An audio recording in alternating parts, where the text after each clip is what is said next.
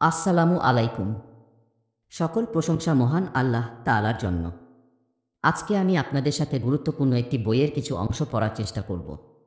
বইটির নাম তাসাউফ ও আত্মশুদ্ধি, যার লেখক শাইখুল ইসলাম মুফতি মুহাম্মদ তাকি উসমানী এবং বাংলা অনুবাদক মুফতি মুহাম্মদ আশকর কাসেমি। বইটির প্রথম থেকে 15তম পর্ব ইতিমধ্যে চ্যানেলে দেওয়া আছে। আপনারা চাইলে চ্যানেলের প্লেলিস্ট চেক করতে পারেন অথবা উপরের বাটনে ক্লিক করে শুনে নিতে পারেন। তবে চলুন শুরু করা যাক। বৈধ বিনোদনের অনুমতি। অহেতুক আসর জমানো, যাকে বর্তমান পরিভাষায় গল্পস্বল্প বলা হয়। কোনো দোস্তের সাথে সাক্ষাৎ হলো, বেশ তাকে বলল, আসো একটু গল্প করি। এই গল্পের আসর অবশ্যই মানুষকে গুনাহের দিকে নিয়ে যায়। হ্যাঁ, শরীয়ত আমাদেরকে অল্প বিস্তর বিনোদনেরও অনুমতি দিয়েছে। বরং শুধু অনুমতিই নয়, বরং রাসূল সাল্লাল্লাহু আলাইহি সাল্লাম ইরশাদ করেছেন, আত্মাসমূহকে কিছু বিরতি দিয়ে আরাম দাও। নবী কারীম সাল্লাল্লাহু আলাইহি সাল্লামের শিক্ষার উপর জীবন কোরবান করুন। আমাদের মেজাজ, আমাদের প্রকৃতি, আমাদের প্রয়োজন তার চেয়ে বেশি আর কে চেনে? তিনি জানতেন, মানুষকে যদি বলা হয় আল্লাহর জিকির ছাড়া কিছু করো না, সারাক্ষণ কেবল জিকিরের মধ্যে মশগুল থাকো, তাহলে মানুষ তা করতে পারবে না। কারণ এরা তো ফেরেশতা নয়, এরা তো মানুষ। এদের কিছুটা আরামেরও প্রয়োজন রয়েছে, কিছুটা বিনোদনেরও প্রয়োজন রয়েছে। এজন্য বিনোদনের উদ্দেশ্যে কোনো কথা বলা, হাসি মজাক করা শুধু জায়েজই নয়, বরং পছন্দনীয় এবং রাসূল সাল্লাল্লাহু আলাইহি সাল্লামের সুন্নাত। কিন্তু এর মধ্যে অধিক ডুবে যাওয়া, এর জন্য ঘণ্টাকে ঘণ্টা বরবাদ করা, মূল্যবান সম্পদ নষ্ট করা তো মানুষকে অবশ্যই গুনাহের দিকে নিয়ে যাবে। এজন্য বলা হচ্ছে, তোমরা কম কথা বলার অভ্যাস করো, এটাও একটা মুজাহাদা। মেহমানের সাথে কথা বলা সুন্নাত। আমার ওয়ালেদ মাজেদ হজরত মুফতি মুহাম্মদ শফি সাহেব রহমাতুল্লাহ আলাইহির নিকট এক ব্যক্তি আসতেন। সে কথা বলতে খুব পছন্দ করত। যখনই আসত তখনই এদিক সেদিকের কথা শুরু করে দিত এবং থামত না। আমাদের সব বুজুর্গের এই নিয়ম ছিল, যখন কোনো মেহমান তাদের সঙ্গে দেখা করতে আসত তাকে তারা ইকরাম করতেন, তার কথা শুনতেন এবং যথাসাধ্য তার চাহিদা পুরা করার চেষ্টা করতেন। একজন ব্যস্ত মানুষের জন্য এ কাজ খুব কঠিন। যাদের কাজ ব্যস্ততায় ভরা তারা বুঝবেন যে এ কাজ কত কঠিন। কিন্তু হাদিস শরীফে এসেছে, হুজুর সাল্লাল্লাহু আলাইহি সাল্লামের নিয়ম এই ছিল যে যখন তার নিকট কেউ সাক্ষাৎ করতে আসত এবং তার সঙ্গে কথা বলতে আরম্ভ করত, তখন তিনি অন্যদিকে মুখ ফেরাতেন না। সে নিজে মুখ না ফেরানো পর্যন্ত তার কথা শুনতে থাকতেন। সুতরাং হাদিস শরীফের শব্দ হল সে নিজে চলে যাওয়ার পূর্ব পর্যন্ত। এ কাজটি খুবই কঠিন, কারণ কতক মানুষ লম্বা কথা বলতে অভ্যস্ত হয়। তাদের কথা পুরা মনোযোগ সহকারে শোনা এক কঠিন কাজ। কিন্তু হুজুর সাল্লাল্লাহু আলাইহি সাল্লামের সুন্নাতের অনুসরণে আমাদের বুজুর্গগণ আগমনকারীদের কথা শুনতেন এবং তাদেরকে পরিতৃপ্ত করতেন। ইসলাহের একটি পদ্ধতি, কিন্তু কোনো মানুষ ইসলাহের উদ্দেশ্যে আসলে তখন তাকে ধরতেন। মোটো কথা, সে ব্যক্তি এসে কথা বলতে আরম্ভ করত। হজরত ওয়ালেদ সাহেব বিনম্রভাবে তার কথা শুনতেন। একদিন সে ব্যক্তি এসে হজরত ওয়ালেদ সাহেবের নিকট বায়াতের আবেদন করল যে, হজরত, আমি আপনার সঙ্গে ইসলাহি সম্পর্ক করতে চাই। আমার জন্য কোনো ওজিফা এবং কোনো তাসবিহ বলে দিন। হজরত ওয়ালেদ সাহেব বললেন, তোমার জন্য কোনো ওজিফা এবং কোনো তাসবিহ নেই। তোমার কাজ হলো জিহ্বাকে নিয়ন্ত্রণ করো, এর উপর তালা লাগাও। তুমি যে সবসময় কথা বলতে থাকো, তোমার জিহ্বা থামে না, এটা ঠিক নয়। আগামীতে যখনই আসবে একেবারে চুপ করে বসে থাকবে, কোনো কথাই মুখ দিয়ে বের করবে না। এই নিষেধাজ্ঞার ফলে ওই ব্যক্তির উপর তো কিয়ামত বয়ে যায়। তার জন্য চুপ করে বসে থাকার এই মুজাহাদা হাজার মুজাহাদার চেয়েও কঠিন ছিল। এখন বারবার তার মনের মধ্যে কথা বলার চাহিদা সৃষ্টি হয়, কিন্তু নিষেধাজ্ঞার কারণে সে চুপ থাকতে বাধ্য হয়। এই চিকিৎসার ফলে আল্লাহ তাআলা তার তরিকতের পুরো পথ অতিক্রম করিয়ে দেন। কারণ হজরত ওয়ালেদ সাহেব বুঝেছিলেন যে তার মূল রোগ এটাই। যখন এই রোগ নিয়ন্ত্রণে আসবে তখন সব কাজ সহজ হয়ে যাবে। সুতরাং কিছুদিন পর আল্লাহ তাআলা তাকে অনেক উপরে পৌঁছে দেন। প্রত্যেকের রোগ ভিন্ন হয়ে থাকে। এজন্য মুরিদের অবস্থা দেখে শাইখ চিকিৎসা নির্ধারণ করেন যে তার জন্য কোনো চিকিৎসা উপকারী। যাই হোক, কথা কম বলাও একটা মুজাহাদা। কম ঘুমানো মুজাহাদা। তৃতীয় মুজাহাদা হলো কম ঘুমানো। পূর্ব যুগে না ঘুমানোর মুজাহাদা করা হতো। সুতরাং প্রসিদ্ধ আছে যে ইমাম আবু হানিফা রহমাতুল্লাহ আলাইহি ঈশার ওষু দিয়ে ফজরের নামাজ পড়তেন। কিন্তু বুজুর্গগণ বলেন, কম ঘুমানোর সীমানা হলো মানুষের দিন রাতে কমপক্ষে 6 ঘন্টা অবশ্যই ঘুমানো উচিত। 6 ঘন্টার চেয়ে কম করবে না, অন্যথায় অসুস্থ হয়ে পড়বে। এবং হজরত থানভী রহমাতুল্লাহ আলাইহি বলতেন, অসময়ে ঘুমানোর যদি অভ্যাস থাকে তাহলে তা বন্ধ করে দিবে, এটাও কম ঘুমানোর অন্তর্ভুক্ত। এটাও মুজাহাদা, মানুষের সাথে সম্পর্ক কমানো। চতুর্থ মুজাহাদা হলো মানুষের সাথে মেলামেশা কমানো। কারণ মানুষের সম্পর্ক যত বাড়ে গুনাহে লিপ্ত হওয়ার আশঙ্কা তত বাড়ে। অভিজ্ঞতা অর্জন করে দেখে নাও। আজকাল তো সম্পর্ক বাড়ানো যথানিয়মে একটি শাস্ত্রে পরিণত হয়েছে, যাকে পাবলিক রিলেশন বলা হয়, যার উদ্দেশ্য হল মানুষের সাথে অধিক সম্পর্ক করো, নিজের ব্যক্তিত্ব ও প্রভাব বিস্তার করো এবং নিজের কাজ হাসিল করো। কিন্তু আমাদের বুজুর্গগণ বলতেন, অপ্রয়োজনীয় সম্পর্ক বাড়াবে না, বরং কমাবে। দিল একটি আয়না। আল্লাহ তাআলা মানুষের আত্মাকে একটি আয়না স্বরূপ বানিয়েছেন। যেই ছবি মানুষের সামনে অতিবাহিত হয় তার প্রতিচ্ছবি অন্তরে বসে যায়। মানুষের সাথে সম্পর্ক যখন বৃদ্ধি পায় তখন তার সামনে ভালো মানুষও আসে, খারাপ মানুষও আসে। খারাপ কাজে লিপ্ত মানুষের সঙ্গে মিলিত হলে তার প্রতিবিম্ব মানুষের অন্তরে পড়ে, এতে আত্মা খারাপ হয়ে যায়। এজন্য বলেন যে অন্য মানুষের সঙ্গে অপ্রয়োজনীয়ভাবে মিশবে না। অন্য মানুষের সঙ্গে সম্পর্ক যত কম হবে আল্লাহ তাআলার সঙ্গে সম্পর্ক তত বৃদ্ধি পাবে। মাওলানা রুমি রহমাতুল্লাহ আলাইহি বলেন, অর্থাৎ মাখলুকের সাথে অধিক সম্পর্ক আল্লাহ তাআলার সাথে সম্পর্ক কায়েম করার ক্ষেত্রে প্রতিবন্ধক ও পর্দা। দুনিয়ার মহব্বত যত বৃদ্ধি পাবে এর সঙ্গে মহব্বত, ওর সঙ্গে মহব্বত, আল্লাহ তাআলার সাথে মহব্বত তো কমে যাবে। তবে বান্দার যেসব হক রয়েছে তা অবশ্যই আদায় করবে, তার মধ্যে ত্রুটি করবে না। কিন্তু বিনা কারণে সম্পর্ক বাড়ানো উচিত নয়। এরই নাম হলো কম মেলামেশা করা। যাই হোক, এসব মুজাহাদা এজন্য করানো হয় যাতে আমাদের প্রবৃত্তি নিয়ন্ত্রণে চলে আসে, নাজায়েজ কাজের প্রতি উদ্বুদ্ধ করা ছেড়ে দেয়। এজন্য প্রত্যেক মানুষের এসব মুজাহাদা করা উচিত। মুজাহাদা কোনো রাহবারের তত্ত্বাবধানে করা উত্তম। নিজের মর্জি মতো এবং নিজের সিদ্ধান্ত মোতাবেক করা ঠিক নয়। কারণ মানুষ যদি নিজেই সিদ্ধান্ত গ্রহণ করে যে সে কতটুকু খাবে আর কতটুকু খাবে না, কতটুকু ঘুমাবে আর কতটুকু ঘুমাবে না, কত মানুষের সাথে মেলামেশা করবে আর কত মানুষের সাথে মেলামেশা করবে না, তাহলে ভারসাম্যহীনতা দেখা দিবে। কিন্তু যখন কোনো রাহবারের পথ প্রদর্শনে এ কাজ করবে তখন ইনশাআল্লাহ এর উপকারিতা লাভ হবে এবং প্রত্যেক কাজ ভারসাম্যের মধ্যে হবে। আল্লাহ তাআলা আমাদের সকলকে এর উপর আমল করার তৌফিক দান করুন। আল্লাহ তাআলার সঙ্গে সম্পর্ক স্থাপনের সহজ পদ্ধতি। হযরত আবু সাঈদ খুদরি রাদিয়াল্লাহু তাআলা আনহু বলেন, রাসূল সাল্লাল্লাহু আলাইহি ওয়া সাল্লামের পবিত্র অভ্যাস ছিল যে যখন তিনি কোনো নতুন কাপড় পরতেন, তা পাগড়ি হোক, জামা হোক বা চাদর হোক, তখন ওই কাপড়ের নাম রাখতেন এবং এই দোয়া পড়তেন, হে আল্লাহ, আপনার শুকর যে আপনি আমাকে এই পোশাক দান করেছেন। আমি আপনার কাছে এই পোশাকের কল্যাণ কামনা করছি এবং যেই কাজের জন্য একে বানানো হয়েছে তার মধ্যে উত্তম কাজ প্রার্থনা করছি, এবং আমি এই পোশাকের অনিষ্টতা থেকে আশ্রয় প্রার্থনা করছি, এবং যে সব খারাপ কাজের জন্য একে বানানো হয়েছে তার মন্দ থেকে আপনার আশ্রয় চাচ্ছি। প্রত্যেক সময়ের দোয়া ভিন্ন। পোশাক পরার সময় রাসূল সাল্লাল্লাহু আলাইহি ওয়া সাল্লাম এই দোয়া পাঠ করতেন। এটা তার সুন্নাত। কারো যদি এই শব্দমালা মুখস্থ না থাকে তাহলে নিজ ভাষাতেই পোশাক পরিধানের সময় এসব কথা বলবে। উম্মতের উপরে হুজুর সাল্লাল্লাহু আলাইহি ওয়া সাল্লামের একটি বিরাট ইহসান ও দয়া এই যে তিনি পদে পদে আল্লাহ জাল্লা শানুহুর নিকট দোয়ার পদ্ধতি শিক্ষা দিয়েছেন। আমরা সীমাহীন মুখাপেক্ষী হলেও চাওয়ার পদ্ধতি জানি না। কি চাইতে হবে এবং কিভাবে চাইতে হবে তাও আমাদের জানা নেই। হুজুর সাল্লাল্লাহু আলাইহি ওয়া সাল্লাম আমাদেরকে পদ্ধতিও শিখিয়েছেন যে আল্লাহর কাছে এভাবে চাও। সকাল থেকে নিয়ে সন্ধ্যা পর্যন্ত অসংখ্য কাজ মানুষকে সম্পাদন করতে হয়। প্রায় প্রত্যেক আমলের জন্য পৃথক দোয়া হুজুর সাল্লাল্লাহু আলাইহি ওয়া সাল্লাম শিক্ষা দিয়েছেন। যেমন বলেছেন, সকালবেলা যখন ঘুম থেকে জাগবে তখন এই দোয়া পাঠ করবে, যখন ইস্তেঞ্জার জন্য যাবে তখন এই দোয়া পাঠ করবে, ইস্তেঞ্জা শেষ হলে বাইরে এসে এই দোয়া পাঠ করবে, যখন অজু শুরু করবে তখন এই দোয়া পাঠ করবে, অজুর মাঝে এই দোয়া পাঠ করতে থাকবে, অজু শেষ করে এই দোয়া পাঠ করবে, যখন নামাজের জন্য মসজিদে প্রবেশ করবে তখন এই দোয়া পাঠ করবে, অতঃপর মসজিদে ইবাদত করতে থাকবে, মসজিদ থেকে যখন বাইরে বের হবে তখন এই দোয়া পাঠ করবে, যখন নিজের ঘরে প্রবেশ করবে তখন এই দোয়া পাঠ করবে, যখন বাজারে যাবে তখন এই দোয়া পাঠ করবে। যেন প্রত্যেক নড়াচড়া, চলাফেরা, ওঠাবসার বিষয়ে হুজুর সাল্লাল্লাহু আলাইহি ওয়া সাল্লাম দোয়া শিক্ষা দিয়েছেন যে এই সব দোয়া এভাবে পাঠ করবে। আল্লাহর সঙ্গে সম্পর্ক গড়ার পদ্ধতি।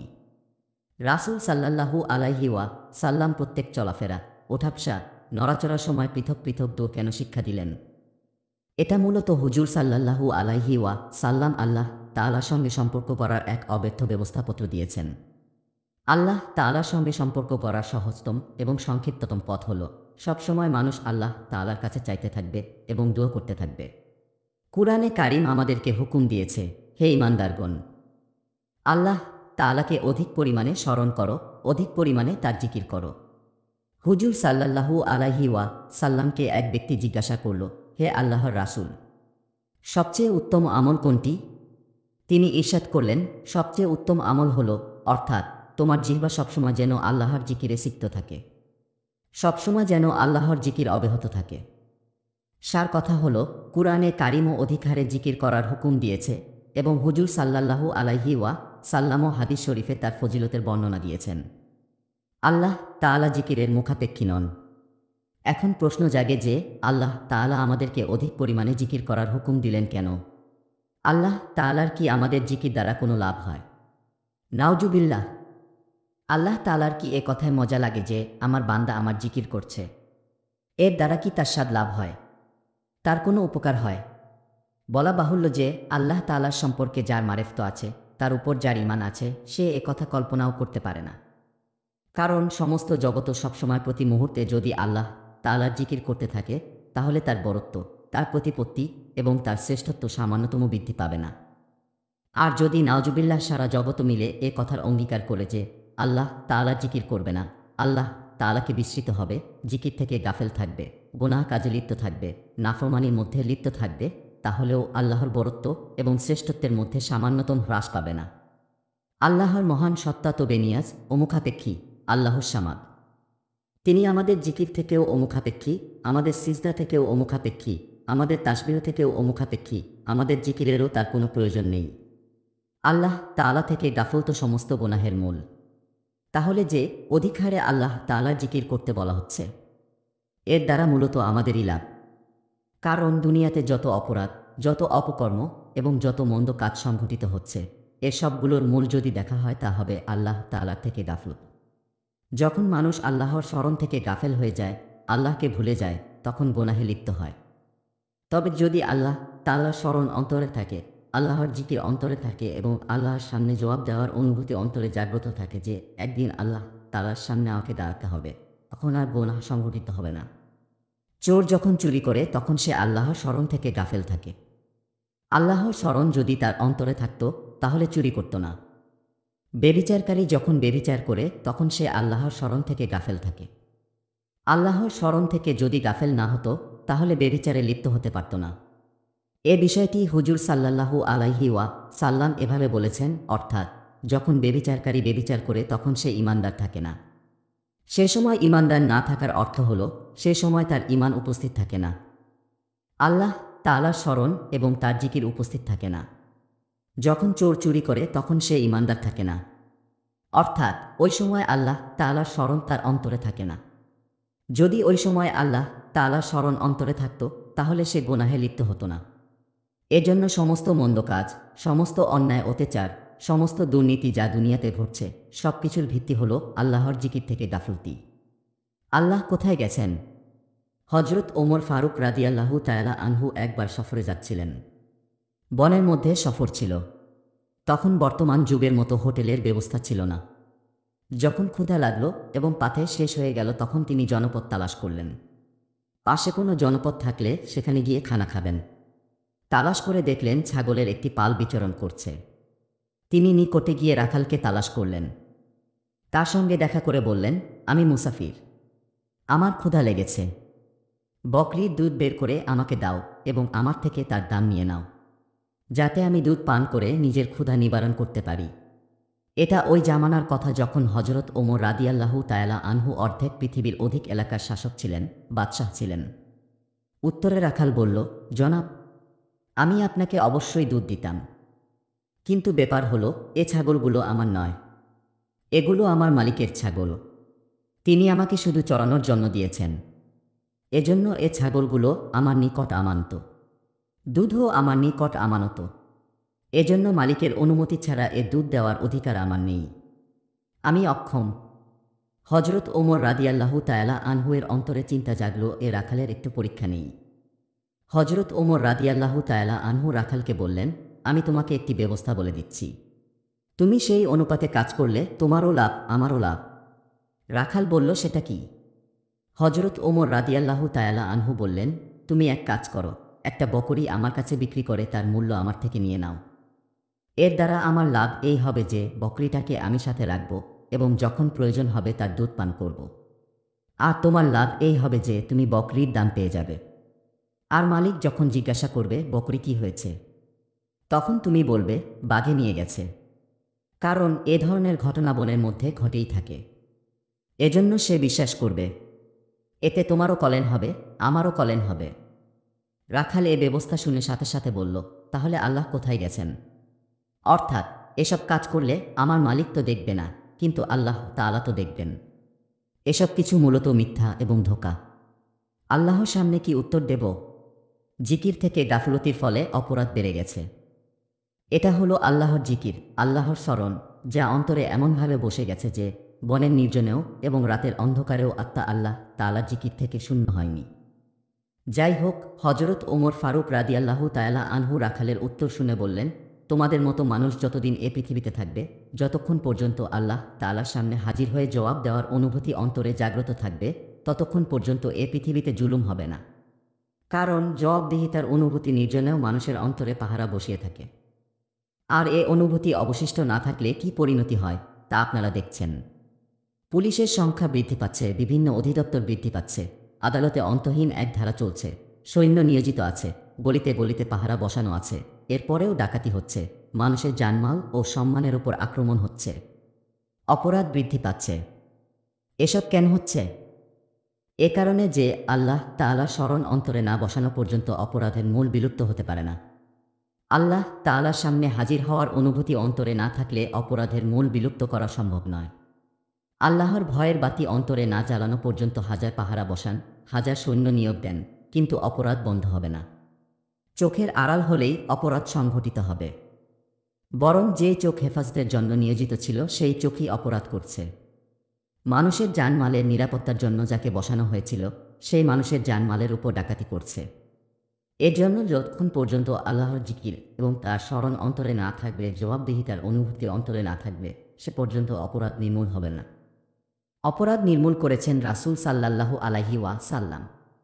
অপরাধ তো নির্মূল করেছিলেন হজরত মুহাম্মাদুর রাসূলুল্লাহ সাল্লাল্লাহু আলাইহি ওয়াসাল্লাম। পুলিশ ছিল না, অধিদপ্তর ছিল না, আদালত ছিল না, সেনাবাহিনী ছিল না। কারো দ্বারা অপরাধ সংঘটিত হলে অপরাধী নিজে এসে কেঁদে কেঁদে বলতো, ইয়া রাসূল আল্লাহ, আমার উপর শাস্তি প্রয়োগ করুন যাতে আখিরাতের শাস্তি থেকে বেঁচে যাই। আমাকে পাথরের আঘাতে মেরে ফেলুন। বেশ, মূল কারণ এটাই ছিল যে আল্লাহ তাআলার স্মরণ ও ভয় অন্তরে বসে গেছিল। এজন্য বলা হচ্ছে যে অধিকারে আল্লাহ তাআলার জিকির করো, অন্যথায় আমাদের জিকির দ্বারা আল্লাহ তাআলার কোনো উপকার হয় না। যত জিকির করবে ততই আল্লাহ তাআলার সামনে জবাব দেওয়ার অনুভূতি অন্তরে জাগ্রত হবে। অতঃপর গুনাহ, নাফরমানি ও অপরাধ থেকেও বেঁচে যাবে। এজন্যই বলা হয়েছে যে অধিকারে আল্লাহর জিকির করো। মৌখিক জিকিরও উপকারী ও কাম্য। মানুষ বলে, যদি শুধু মুখে আল্লাহ আল্লাহ করা হয়, সুবহানাল্লাহ বলা হয় বা আলহামদুলিল্লাহ বলা হয় এবং আত্মা অন্য জায়গায় থাকে, মনোমগজ অন্য জায়গায় থাকে, তাহলে এতে কি লাভ? মনে রাখবেন, মুখে জিকির করা হলো প্রথম সিঁড়ি। এই সিঁড়ি অতিক্রম না করলে অন্যান্য সিঁড়িতে কি করে পৌঁছবেন?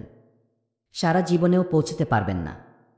আর যদি এই সিঁড়ি অতিক্রম করেন এবং মুখে আল্লাহ আল্লাহ করেন, তাহলে কমপক্ষে একটি সিঁড়ি তো অতিক্রম হলো। এরপর আল্লাহ তাআলা অন্যান্য সিঁড়িও অতিক্রম করিয়ে দিবেন। এজন্য এই জিকিরকে বেকার মনে করবেন না। এই জিকিরও আল্লাহ তাআলার নেয়ামত। আমাদের পুরো দেহ না হোক, কমপক্ষে দেহের একটি অঙ্গ তো আল্লাহ তাআলার জিকিরে মশগুল আছে। যদি এতে লেগে থাকেন, মশগুল থাকেন, তাহলে ইনশাআল্লাহ পরবর্তীতে এটাই উন্নতি লাভ করবে। আল্লাহর সাথে সম্পর্কের হাকিকত। যাই হোক, আল্লাহর স্মরণ এবং আল্লাহর জিকির অন্তরে বসার নামই হল তাআল্লুক মা আল্লাহ, অর্থাৎ সবসময় আল্লাহ তাআলার সাথে কিছু না কিছু সম্পর্ক বজায় রাখা। সুফিয়ায়ে কেরামের সিলসিলায় যত সাধনা, যত মুজাহাদা, যত ওজিফা ও জিকির আছে, সব কিছুর সার কথা এবং মূল উদ্দেশ্য একটাই, আর তা হলো আল্লাহ তাআলার সাথে সম্পর্ক মজবুত করা। কারণ আল্লাহ তাআলার সাথে সম্পর্ক মজবুত হলে মানুষ থেকে আর গুনাহ সংঘটিত হয় না, বরং মানুষ তখন নিজের সাধ্য মোতাবেক আল্লাহ তাআলার ইবাদত উত্তম থেকে উত্তম পন্থায় সম্পাদিত করে। তখন মানুষের মধ্যে উত্তম গুণাবলী লাভ হয় এবং মন্দ চরিত্র থেকে মুক্তি লাভ করে। এসব কিছু আল্লাহ তাআলার সাথে সম্পর্কের ভিত্তিতেই লাভ হয়। সব সময় চাইতে থাকুন। আল্লাহ তাআলার সঙ্গে এই সম্পর্ক অর্জনের জন্য সুফিয়ায়ে কেরাম লম্বা চওড়া মুজাহাদা করতেন হতো, সাধনা করানো হতো। কিন্তু আমাদের হজরত ডাক্তার আব্দুল হাই সাহেব বলতেন, আল্লাহ তাআলার সঙ্গে সম্পর্ক লাভের জন্য আমি তোমাদেরকে অতি সংক্ষিপ্ত ও সহজ একটি পথ বলছি, তা হলো সবসময় আল্লাহ তাআলার কাছে চাইতে থাকো এবং চাওয়ার অভ্যাস করো। সব কিছু আল্লাহর কাছে চাও। যেই দুঃখ, কষ্ট, বিপদ, পেরেশানি, প্রয়োজন, অভাব আছে, সব আল্লাহ তাআলার কাছে চাইতে থাকো। গরম লাগলে বলো, হে আল্লাহ গরম দূর করে দিন। বিদ্যুৎ চলে গেলে বলো, হে আল্লাহ বিদ্যুৎ দান করুন। ক্ষুধা লাগলে বলো, হে আল্লাহ ভালো খাবারের ব্যবস্থা করে দিন। ঘরে প্রবেশ করলে বলো, হে আল্লাহ ঘরে যেন ভালো দৃশ্য সামনে আসে। শান্তি এবং নিরাপত্তার খবর যেন পাই। কোনো পেরেশানির কথা যেন না আসে। অফিসে প্রবেশ করার পূর্বে বলো, হে আল্লাহ অফিসে যাচ্ছি, সব অবস্থা ঠিক করে দিন, মনের মতো করে দিন। সেখানে কোনো বিরূপ অবস্থা যেন সামনে না আসে। কোনো কষ্টকর পরিস্থিতি যেন সামনে না আসে। বাজারে যাচ্ছ তো বলো, হে আল্লাহ অমুক জিনিস ক্রয় করতে যাচ্ছি, উপযুক্ত মূল্যে তা দান করুন। সব সময় এবং প্রতি মুহূর্তে আল্লাহ তাআলার দিকে রুজু হও এবং আল্লাহ তাআলার কাছে চাওয়ার অভ্যাস করো। এটি একটি ছোট ব্যবস্থাপত্র। যদিও বাহ্যিকভাবে এটা ছোট একটা বিষয়, কারণ এটা সীমাহীন সহজ কাজ। এজন্য আমাদের নিকটের কোনো মূল্য নেই। কিন্তু এই ব্যবস্থাপত্রের উপর আমল করে দেখুন, আল্লাহ তাআলার কাছে চেয়ে দেখুন। সবসময় আল্লাহ তাআলার কাছে দোয়া চাইতে থাকুন। যে বিষয়ই সামনে আসবে, যে সমস্যায় দেখা দিবে, তা আল্লাহ তাআলার সামনে পেশ করুন। বলুন, হে আল্লাহ এ কাজ করে দিন। এটা যদি অভ্যাস করতে পারেন, তাহলে কোনো মুহূর্ত আল্লাহ তাআলার কাছে চাওয়া থেকে খালি যাবে না। যেমন সামনের দিক থেকে এক ব্যক্তি আপনার সাথে দেখা করতে আসছে, আপনি মুহূর্তের মধ্যে আল্লাহ তাআলার দিকে রুজু হন এবং বলুন, হে আল্লাহ এ ব্যক্তি যেন ভালো খবর নিয়ে আসে, কোনো খারাপ খবর যেন না নিয়ে আসে। হে আল্লাহ এ ব্যক্তি যে কথা বলতে চায় তার ভালো ফল দান করুন। ডাক্তারের কাছে ঔষধের জন্য যাচ্ছেন তো বলুন, হে আল্লাহ ডাক্তারের অন্তরে সঠিক ব্যবস্থাপত্র ঢেলে দিন। সঠিক ঔষধ তার অন্তরে ঢেলে দিন। প্রত্যেক বিষয়ে আল্লাহ তাআলার কাছে চাওয়ার অভ্যাস করুন। এটা ছোট্ট ব্যবস্থাপত্র। হজরত ডাক্তার সাহেব বলতেন, এই ছোট্ট ব্যবস্থার উপর আমল করে দেখো কি থেকে কি হয়ে যায়। এর কারণে মানুষ কত ঊর্ধ্বে উঠে যায়। জিকিরের জন্য কোনো শর্ত নেই। মাসনুন দোয়াসমূহের মাধ্যমে রাসূল সাল্লাল্লাহু আলাইহি সাল্লাম মূলত আমাদেরকে এই ব্যবস্থাপত্রের দিকে অগ্রসর করছেন যে, যখনই কোনো সমস্যা দেখা দিবে তখনই আল্লাহ তাআলার কাছে চাইবে এবং দোয়া করবে। আল্লাহ তাআলা চাওয়াকে এবং প্রার্থনাকে এত সহজ করে দিয়েছেন যে এর জন্য কোনো শর্ত নেই। যে কোনো অবস্থায় আল্লাহ তাআলার কাছে চাওয়া যায়। অজুর শর্ত নেই, কিবলামুখী হওয়া শর্ত নেই, এমনকি গোসল ফরজ হলেও দোয়া করা নিষেধ নয়।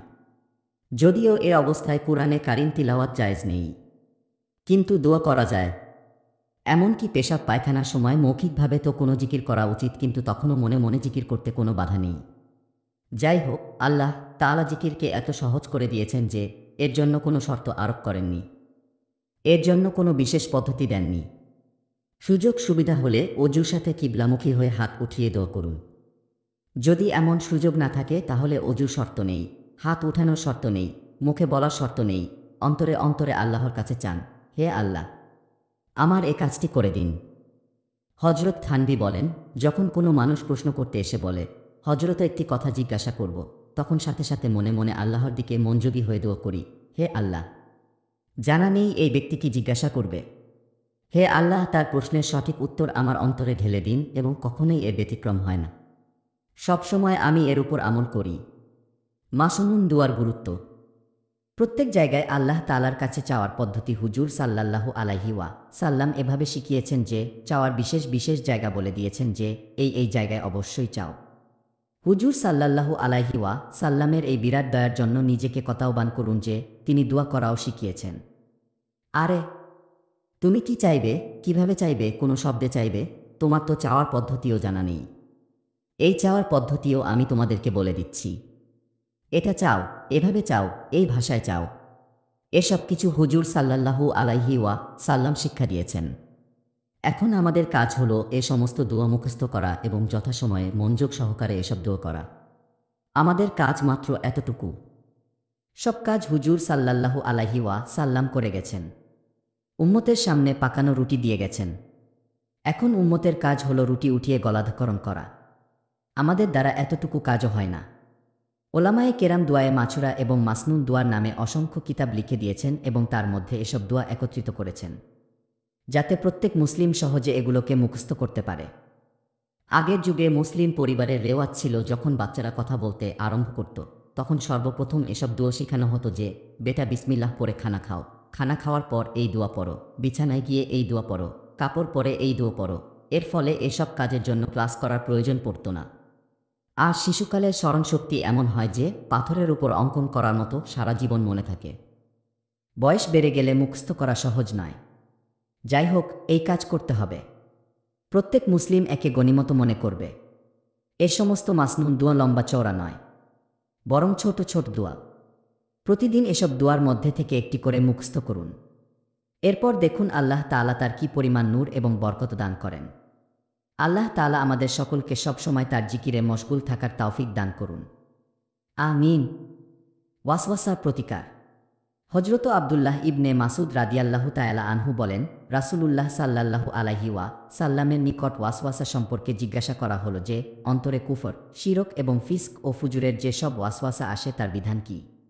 উত্তরে নবী কারীম সাল্লাল্লাহু আলাইহি সাল্লাম ইরশাদ করলেন, এসব ওয়াসওয়াসা নিখাদ ঈমানের আলামত। এসবের কারণে ঘাবড়াবে না এবং নিরাশ হবে না।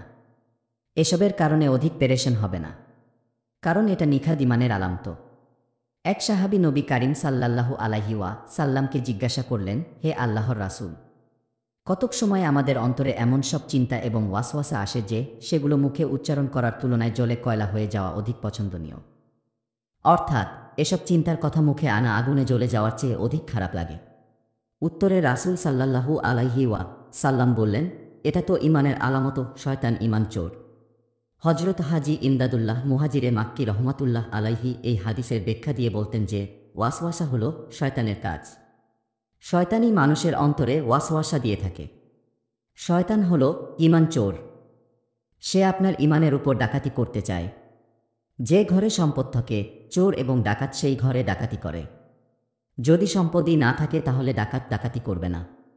তাই শয়তান যে আপনাদের অন্তরে ওয়াসওয়াসা দিচ্ছে এবং আপনাদের অন্তরে প্রবেশ করছে, তা এ কথার আলামত যে আপনাদের অন্তরে ঈমানের দৌলত রয়েছে।